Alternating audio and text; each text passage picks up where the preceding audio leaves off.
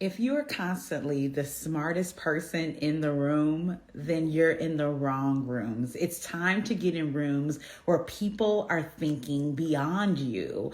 And so today I'm going to talk to you about how to go beyond networking and actually build bridges in your career that can help you advance your career.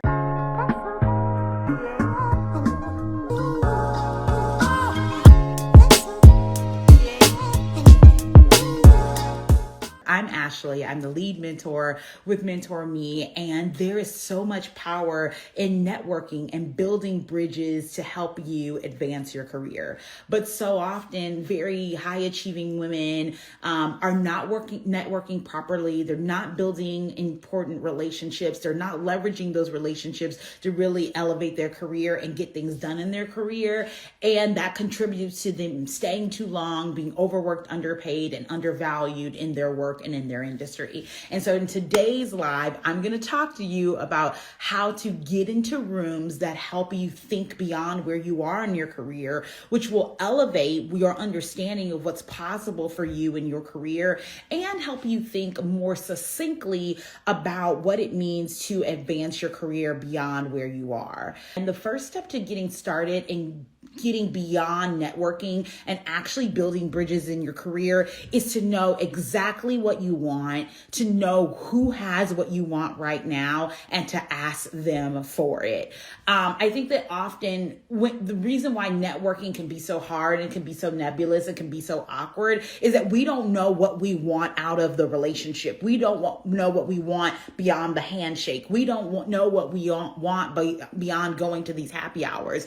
We don't have an outcome in mind. We don't really have a vision for our career. So we're literally going into these conversations kind of like, I guess I'll go and talk about my dog. I guess I'll go and tell them where I went to school. I guess I'll laugh at their dumb jokes and hope that I build a relationship that's going to help me get to six figures, right? Like we are very awkward in building relationships beyond networking. We can be very awkward in building relationships that can help our careers thrive. And that awkwardness creates inauthenticity, which is basically, something that's going to ruin the relationship. So the first thing that we have to do going into sort of relationships, particularly going beyond networking and actually building bridges that can help us advance our career, is to know what you want. And I think that what I mean by that is, like, for example, in this season in my career, I am really interested in connecting with like-minded professionals, across many different industries, across many different functional areas, but like-minded, high-achieving, ambitious professionals who are looking to solve organizational problems, right? Like, those are the kind of people I like to be around, regardless of their industry, regardless of maybe how long they've been working in their industry or fields. I want to be around ambitious professionals who are really looking to solve high-level organizational problems, right? So I go into any situation where I'm, with other professionals, whether it's a work meeting in my current organization, whether it's a sort of organization that's related to my profession or my institution. I go into those meetings like, oh, what do you do here? What kind of problems do you solve? What does your team do? Has your team ever worked with my team, right? Like, I'm having those conversations. So because I know what I want to build relationships with other people, other high achieving, ambitious people who are looking to solve organizational problems. That's a priority for me. And so I go in knowing what I want, number one. Then I know who has it, right? I learn who has it, right? So I'm going into those conversations, looking for the people who are ambitious, looking for the people who are solving organizational problems, looking for the people who want to solve organizational problems. And it's easy to point them out, right? Like, you can go into an organization and you can quickly recognize the people who've been working there for, 20, 30 years, they just literally waiting on retirement. They're not interested in solving any organizational problems. They know the organization or the systems or processes are broken and they ain't trying to do nothing about it. They're just like, it's whatever, I'm not trying to solve organizational problems. It is what it is, right? So we all know those people at work, but there may be other people at work. There may be other people in your organization who are committed to solving organizational problems, who are ambitious, who, do want to make a difference in their industry. Those are the kinds of people you want to attach yourself to. Those are the kind of people you want to build meaningful relationships with. Those are the kind of people that you want to have in your circle, right? In today's live, we're talking about going beyond networking and really thinking about how to build bridges in your career. You don't need to build bridges with somebody who's on their way out the door, right? You don't necessarily need to build bridges with someone who doesn't value you or your work or your team's work. You don't need to build bridges with someone who's wildly disgruntled with the organization, hates everybody there, and will hate you if you align yourself with anything in the organization that's working positively, right? Like, you don't need to align yourself with those kinds of people. In fact, those are kinds of people that I invite you to avoid. But if you're at a point in your career where you're ambitious, where you're looking to make more money, have more impact, do more meaningful work, really solve organizational problems, then you want to build bridges with people who are already doing that work, right? Who already have some political capital, who are already moving forward in that way, right? Like, that's going to you want that to be a priority for you, just so that you can really be building bridges that really matter, where you're getting things done. So you want to know what you want, you want to know who has what you want, and then you want to ask them for it. Just this morning, I sent an email to one of my colleagues and I was like, hey, I'm looking to do this kind of initiative. I've done this at former employers. I want to do this at this institution. Is this something you can help me with, right? And I'm excited about it because I've already kind of done a little vetting. I already know that this is an organizational problem that needs to be solved. I already know that this is a priority. And I think that if I can get this colleague on board and we can work together, we can have some real impact, right? And so these are the kinds of things that I'm building those bridges. It's going beyond networking and, asking them, oh, what do you like to do on the weekends? And like, what, do you have any pets, right? Like, this is going beyond the usual uninspired networking conversations and really talking about how we can drive impact in our industry, how we can drive impact in these organizations, how we can get things done. So that's step number one, to get beyond the standard networking and actually build bridges that can get things done in your career, build relationships that you can really leverage. You want to know what you want, know who has what you want, and ask them for it. Start the relationship asking for something. And I think that one of the things I was talking to one of my mentees about recently is she's like, well, Ashley, I just don't want people to feel like the relationship is transactional. Like, I'm just asking them for things and, they just have to give it to me. I want people to feel like we're building a meaningful relationship. But one of the things that I remind her about is that it's okay for the relationship to start off transactional, right? Like, if you are a person who, is in need of something, people love to be asked for things. People love for you to ask for their help. People love for you to share their insight, their perspective, their expertise. People love to share, right? If you're asking earnestly, as long as you're avoiding the perpetual, let me pick your brain. But if you're actually asking them for something that they have, asking them for insight that they have, asking them for perspective that they have, and doing it in an earnest way, then people are excited to help you. People want to share their expertise. So this is a strategy that I want to invite you to use to get beyond networking and actually build bridges in your career. And that is to, 1, right, know what you want, 2, know who has what you want, and 3, ask them for it, right? If that framework makes sense to you, just type a 1 in the chat, right? Whether you're watching this live with me, whether you're watching on replay here or on YouTube, just type a 1 in the chat. Like, if that framework makes sense to you, if you're like, no, Ashley, I totally get this. This makes sense to me. I'm going to be more intentional about building bridges in my career, no longer staying in my silo, no longer, being scared to ask and, ask questions and speak up. I really am going to do the work to know what I want, to ask people who have what I want, or find them, right? And then to ask them for what I want, right? To make that ask. So that's strategy number 1. Strategy number 2 is that you have to have something valuable to offer back, right? And here's the key. Each one of you watching this live, Chris, Vital Careers, Shay Schley, Fatty Jeb, Robin, all of you will all have things that are valuable, right? You have things that are valuable, but you need to know what you have that's valuable and be able to offer that too.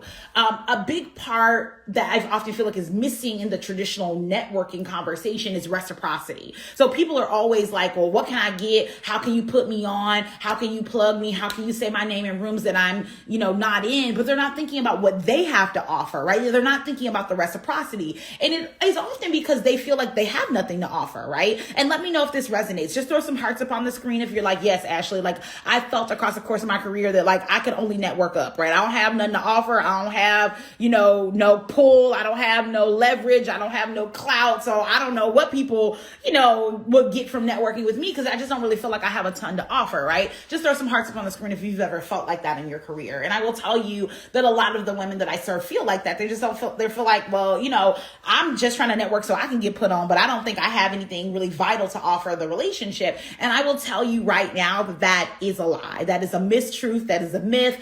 And I'm going to talk to you about how to uncover what you have to offer, and then how to offer that in a meaningful way in going beyond networking. So, one of the ways that I help my mentees in my programs identify like their value and their expertise is to really get clear on what they're good at, right? So I have mentees who are experts in program and project management and project development. I have mentees who are experts in accounting and finance. I have mentees who are expert in client and customer relations. I have mentees who are experts in building curriculum and courses. I have mentees who are experts in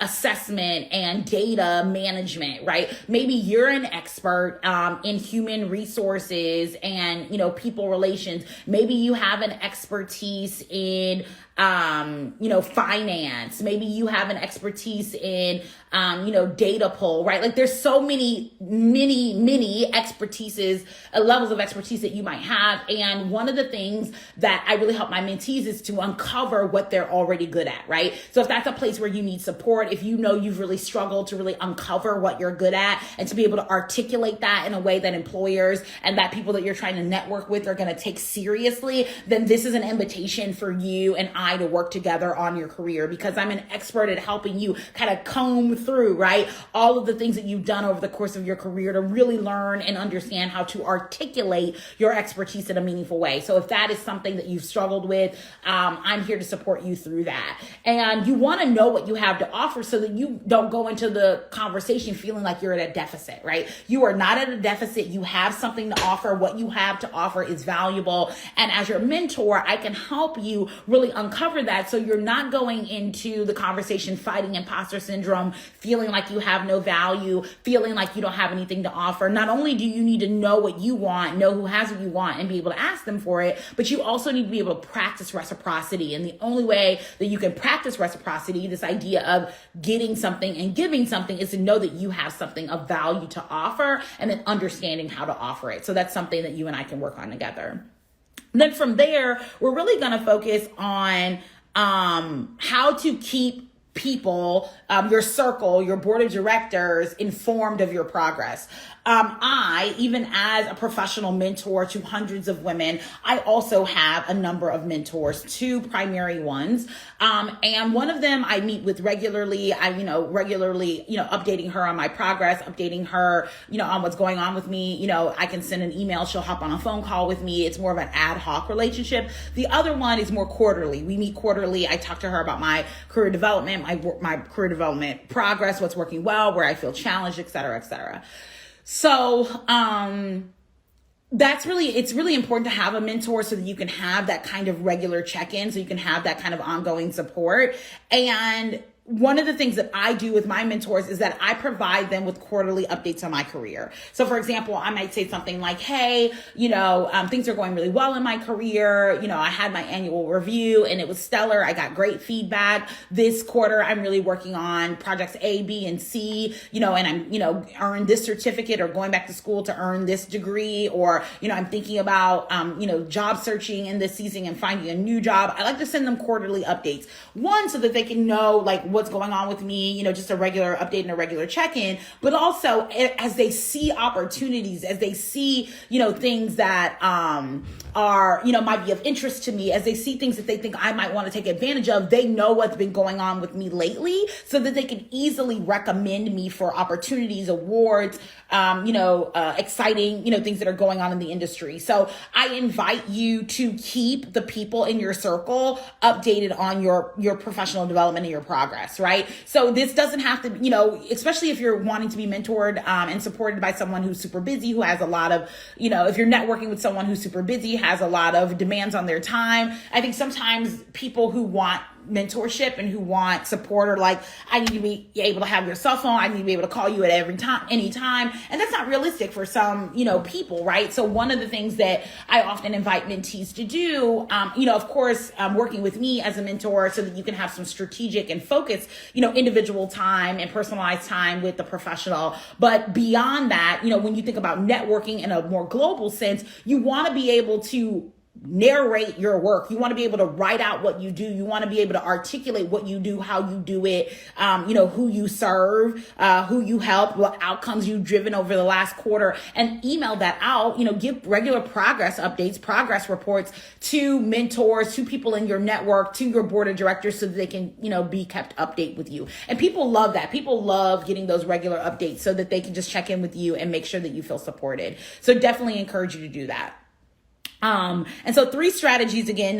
Strategy number one, know what you want, know who has what you want, and ask them for what you want. Number 2, have something of value to offer. If you don't feel like you are offering a lot of value right now, if you're like, Ashley, I don't even know what I'm good at, I don't even know what I would tell somebody I have to offer them if they ask me, then that's a sign that you would benefit from expert level mentorship. And I'm accepting new mentees right now, so I'd be excited to serve you. And number 3, want to make sure that you are keeping people informed. They can't support you. They can't help you. They can't say your name in rooms that you're not in. They can't advocate for you if they don't know what's going on with you, if you've ghosted for the last 6 months or the last year. So keep people updated on your progress. If you'd like some scripts to kind of introduce networking, or need additional support with this, don't hesitate to shoot me a DM and I can talk to you about how you can get access to scripts for building your network through my mentorship programs. Again, I'm Ashley, the lead mentor with Mentor Me. We're accepting new mentees right now. So if you are a high achieving professional woman who works in corporate, nonprofit, or educational leadership,